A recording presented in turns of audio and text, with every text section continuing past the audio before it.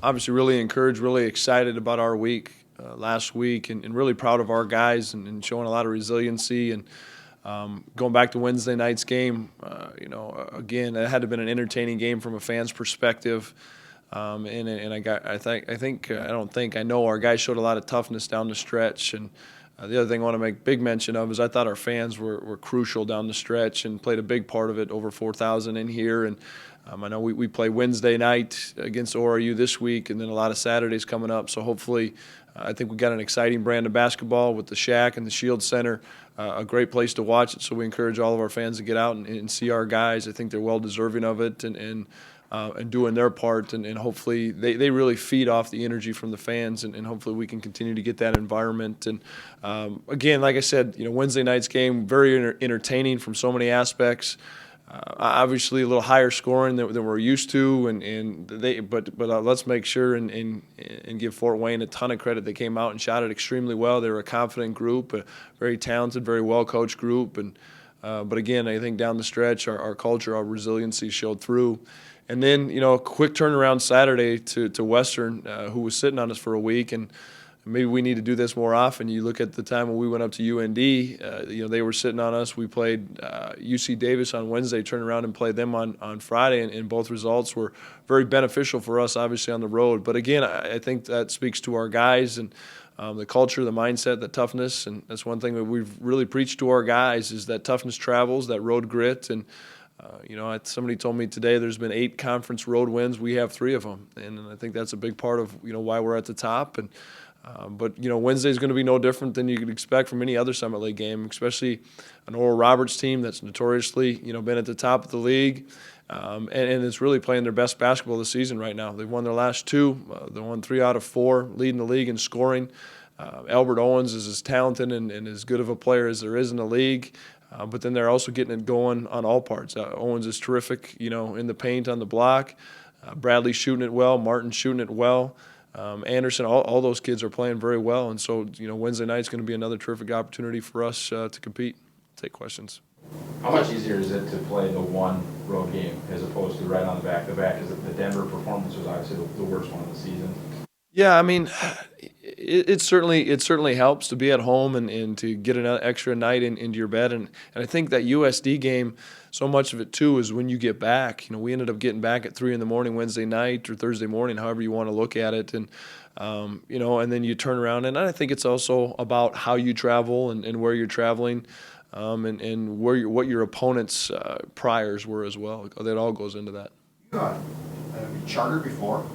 We were able to charter a couple times last year, yeah, and it's so nice in so many ways. The turnaround, we get there. We started the game Saturday at 2:00, and we landed back in Fargo at 7 p.m. too. So that's a real benefit to our guys of, normally on a day like that where Sunday's an all-day travel day where you're up early or you're going through O'Hare where you're at the mercy of some commercial airlines and delays. And, we were back, and now they have Sunday to really be kids and get back to their schoolwork and lock into that. That's been very beneficial for us. Last 2 games, it really seems like the light turned on for Dylan Miller. Was anything said to him, or is this just a young player? No, I think there were some things early on in the season where we felt Spencer was maybe a little bit ahead of him, and as things played out, Dylan continued to show some things.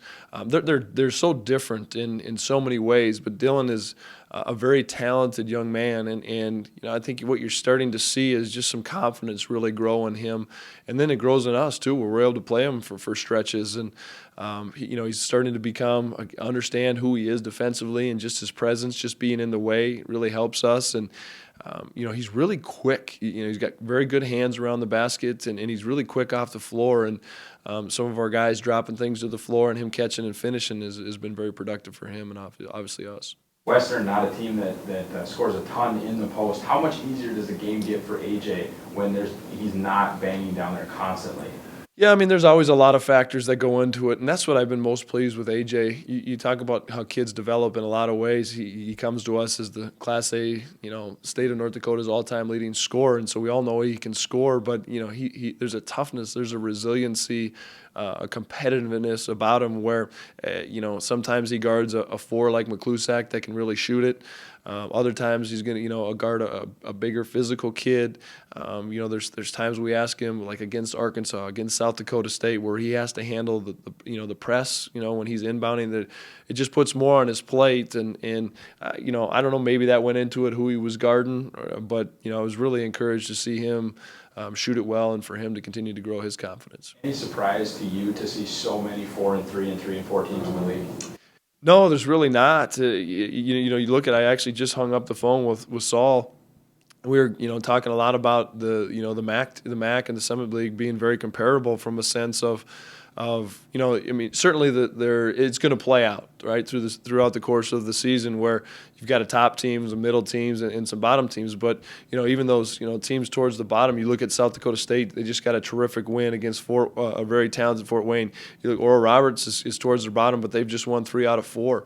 You have to show up every night, home and away, and in a sense, as a coach, as a player, you really like that, and especially with us being the number 1 team right now, there's a bigger target on our back. But I think ultimately, if we handle those situations well, it makes us a better team as we go forward. You have to tell that to the guys that basically, yeah, we've got the lead right now, but you look at after that, it's just a pile in the rest of the league that, 1 or 2 losses here and there, and we're right back in the middle. Yeah, no question. But I think the biggest mindset that we've really coming out of that Denver game is you're never as good as you think you are. You're never as bad as you think you are. But also, the big phrase that we're using, it's about us. It's always about us. And we didn't talk about all the excuses involved in going into that Western game. We just approached it as another game, just like we're going to do this game. And this is the last game of the first half of the season for us. We're certainly in good position, but just like we touched on, there's a log pile right behind us. And as soon as you relax at all, you're going to be right in that mix too. And we can't. I think there's a sense of maybe recharge at certain times. But as soon as you relax or get comfortable, you're going to get smacked in the face real quick in this league by anybody. With that 16-game league season, do you break it down into quarters or halves? You just 1-0 every. 1-0, and again that's maybe I went into that the Denver game again, plenty of excuses, and we talked about this, we talked about that, but it really comes down to being 1-0. If you take care of your business, okay, and you're not worried about this or that, then everything else will take care of itself. As the season plays out, and I mean you think about it, we've maybe got 30, 35 days left of this season, and that's crazy. We're going to play 9 games within that with some off days, a few practices, some travel days. This thing's coming quick, and if we start, looking too far ahead, or we miss an opportunity to take advantage of something, whether it be a practice, a film session, or a game, we're not ultimately going to be where we need to be. Is that as good offensively you played in your head coaching time here? Yeah, I mean that's what I was most proud of. We came out and we were locked in. We were on the attack. We were playing with a tremendous amount of confidence. They took the timeout and they go bang, bang, bang. So I called a quick timeout to remind our guys that we have to play all the time. And I think it was politically correct, just like that. And then our guys really responded again, and that's we talked at halftime to our guys. We had done this before. We've played good second halves. We played a good first half against USD. Let's string something together, and it's tough to stay locked in when you're up 24 at half. And I thought for the most part our kids did that, and start to finish, I thought we were pretty good offensively, but I was even more pleased with where we were defensively. It's sort of confusing. You're leading the league, I think, in defense, yet I feel like you're shooting the balls better as you ever have. Yeah, and that's we had talked about that in some of these press conferences. That's where I think our guys are playing with a tremendous amount of confidence, which is very encouraging. And that's why, and we've said it from the onset that this was a team that had the potential to be better offensively. But now you gap teams and you're able to get a multiple possession victory like we were against Western because we obviously were playing well offensively. But more importantly, we were getting stops and we were finishing possessions, and that's how you have a chance to give yourself a little bit of a cushion. Slip on the floor there late in the game. Any concern there at all? Well, yeah, there's a big concern. I think I held my breath for a little. It was a very awkward fall, but I haven't seen AJ today. We'll move him around with some weights. All indications are in his treatment yesterday that he's okay, but we'll certainly be cognizant of that here the next couple days. How does the defensive game plan change with Oral Roberts this year compared to last year, obviously with a lot? Yeah, I mean, I would just get sick game planning for Obi the last couple of years, and you knew he was going to take 20, 25 shots a game sometime, and a lot of it, it was based on him, your game plan going in, and now really it starts with Owens because they're just playing through him so much, but now you can start to see some guys like Anderson, like Martins, like Bradley gain some confidence playing off of him with some of their motion things too, and so it becomes a different prep. It really does, but we've got to make sure, and really Albert's a big, strong, talented young man. He's going to get some. We just got to make sure and limit his successful possessions, obviously. Paul Miller, 23-35 from three. That's kind of a Woodside-ish, isn't it? Yeah, I mean, he's just playing with a ton of confidence, and again, there was that stretch, going into that, coming out of the UND game the first time at our place, where he and a lot of us were struggling, and again, to credit to our guys, they've got themselves in the gym, they've worked hard about it, and worked hard at it, and gained some confidence, and I think you can see that when they're playing. Matchups like this are kind of one that maybe Dexter or Dylan kind of look forward to playing against a guy like Owens? I certainly hope so, because if they're not looking forward to it, or if they're not locked in, Owens has got the capability to single-handedly beat you. And again, I think as much as them, it's a total team effort to really to pressure the ball so their post entries are difficult, to limit his touches, to get him off the block as much as we can, to make sure our help sides, our digs are really locked in on him, because he's a very talented young man. Learn a lot on post defense with what happened with Amigo. Well, I hope so.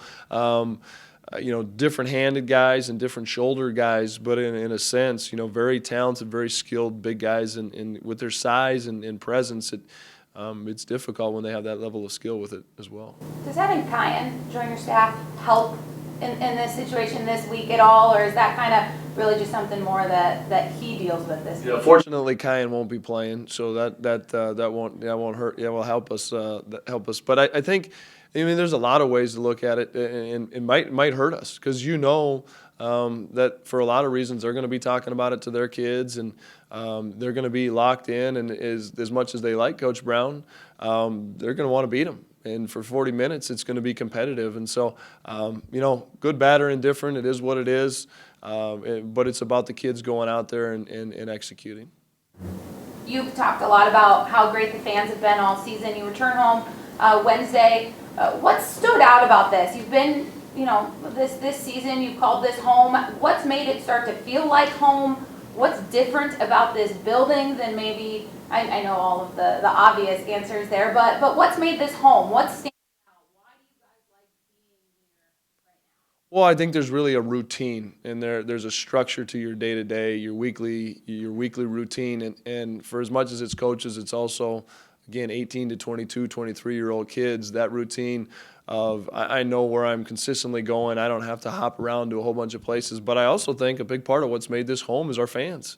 I really feel we've got smart, intelligent fans that when they knew they were part of a special, real fun, entertaining game on Wednesday night, and they got into it. They got behind it, and that little extra boost really helped our guys. And as frustrated as I was defensively with who we were, you go back and look, that last 6.5 minutes or so, we held them to 5 points, and that's really when it got loud in there. And I think our fans, I know our fans are a big part of that.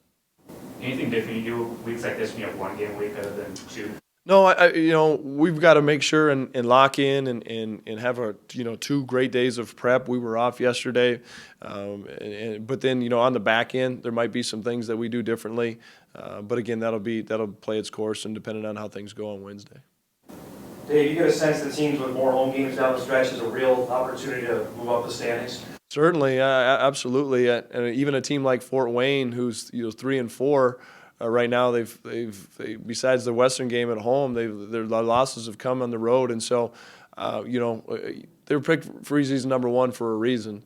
South Dakota State gets at home, took care of business the other day, and there's no question, and that's why I'm very pleased thus far with where we're at to have the 3 road wins, but we need to keep moving forward, because that's taking care of home court is such a big deal.